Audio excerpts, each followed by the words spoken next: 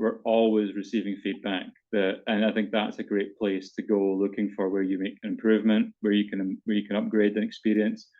But at the same time, the example I just gave you on Blend Boss, that didn't come from consumer insights. That was us looking at the trends and how the world is moving in a category that we're already working in and playing in. So I think between reading every star review, reading every product review on the website and on the internet, and along with following trend, following how people are interacting with food and cooking and lifestyle and fashion, you can upgrade and modify your current proposition almost infinitely.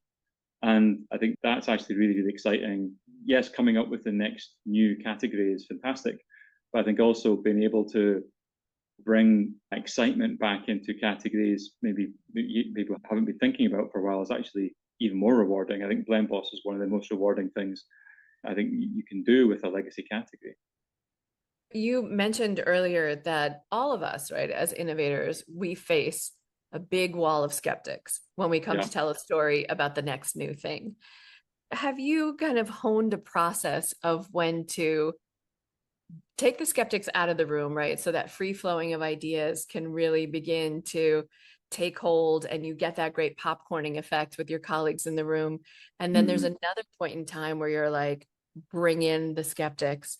I want this thing pulled apart on every level Yeah. before I take it to X stage. Can you tell us a little bit about that? It's an ebb and flow. I think it's important to allow creativity to flow for a little while. Dream. I'm a great dreamer. I love to dream of what the outcome could be. I've got a sign on my wall that says "How might we?"